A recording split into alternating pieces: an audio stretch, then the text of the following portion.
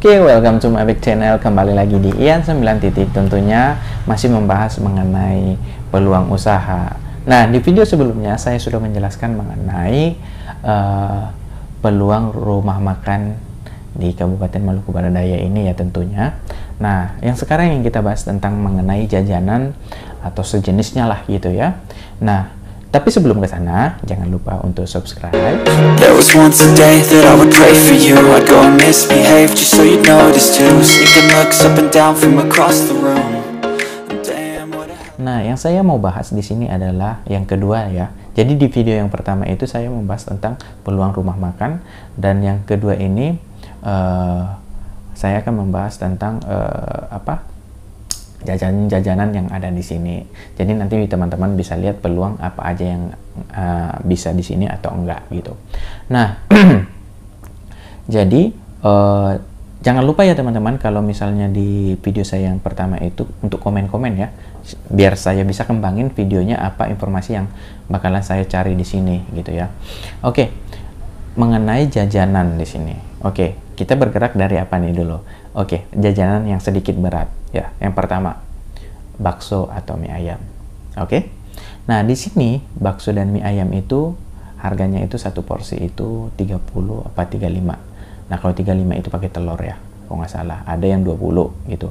Jadi kalau dirata-ratain ada 20, ada 30, ada 35. Jadi tergantung teman-teman.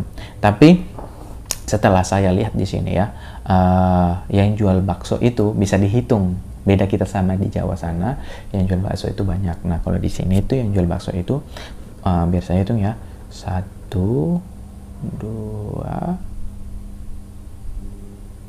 3. Nah, di ibu kota kabupaten cuma 3, bayangin.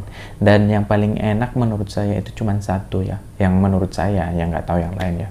Nah, di yang satu ini harganya 20.000 dan menurut saya itu enak ya. Terus yang jadi pertanyaannya, bagaimana peluang orang makan bakso di sini gitu ya. Nah, ya tergantung ke lidah ya.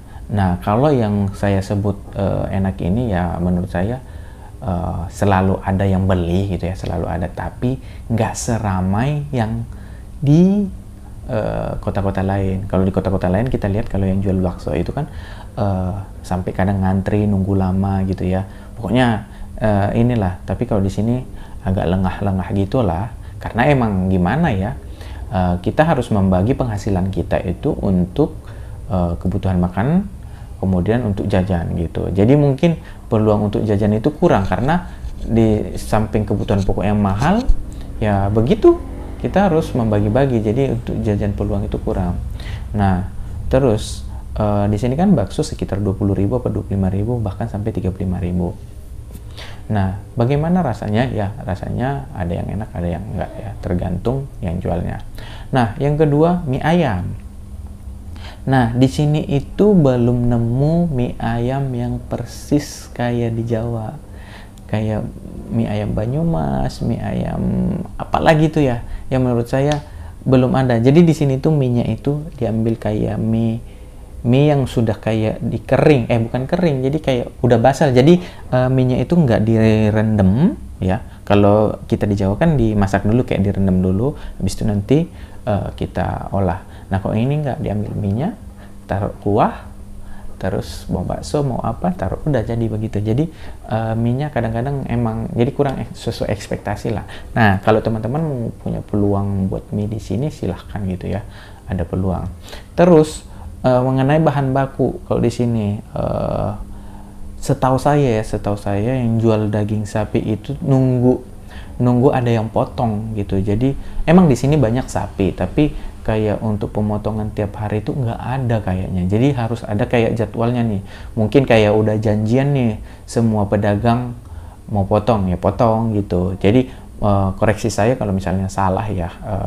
Mungkin ada orang-orang yang asli sini mungkin atau yang emang rumah pemotongan di sini ya, koreksi saya kalau misalnya saya. Tapi yang saya tahu sih begitu. Jadi dipotong nanti misalnya minggu ini satu, nanti itu dibagi-bagi mungkin jadi penjual ini penjual itu gitu.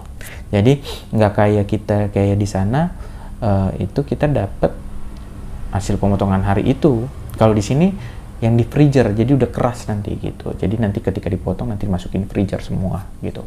Nanti dibungkusin 1 kilo 1 kilo. Nah, terus kita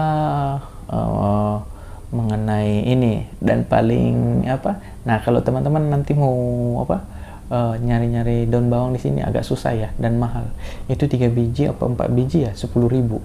Bayangin, batangnya tuh batang segini. Jadi untuk jual mie ayam yang berbau-bau daun bawang itu mohon dihindarinya di sini karena apa? Susah nyarinya. Jadi nanti jangan sampai tekor gitu ya. Terus bakso mie ayam sudah. Nah, kita bahas ke masalah ke jajanan ringan. Oke, kita masuk ke gorengan. Nah, di sini penjual gorengan itu cuma ada 3 ya. 3 penjual gorengan itu. Jadi ada jarak-jaraknya itu sekitar 2 kilo sama 3 kilo. Jadi kebetulan yang jual gorengan ini selalu ramai. Karena apa? Karena nggak ada pilihan. Jadi ya kita bakalan pergi ke situ terus gitu. Karena mau jajan ya cuman jajanan gorengan yang ada gitu. Nah, terus untuk cari bahan baku gorengan ya, contoh misalnya kayak tempe atau tahu, itu sangat sulit di sini. Kalau tempe mungkin masih ada, tapi mahal. Satu gini itu 5.000. Satu gini nih, pendek nih, 5.000. Nah, jadi bayangin saja kalau jadi yang segini itu agak besar sedikit itu 15.000.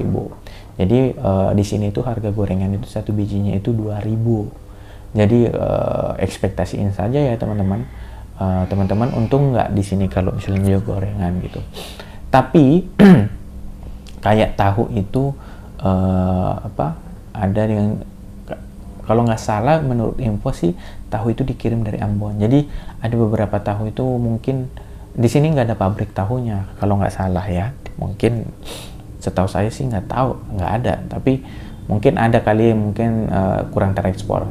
Tapi setahu saya itu tahu itu dari Ambon dan makanya kadang-kadang itu tahunya itu rasanya kayak bau apek gitu ya. Karena emang mungkin udah rendaman berapa hari di kapal gitu ya. Nah, terus untuk jajanan gorengan yang ada di sini gorengan itu tahu bakso. Nah, tahu baksonya di sini itu nggak seperti teman-teman bayang di Jawa harus ada dagingnya segala macam. Jadi yang saya lihat di sini tuh tahu baksonya itu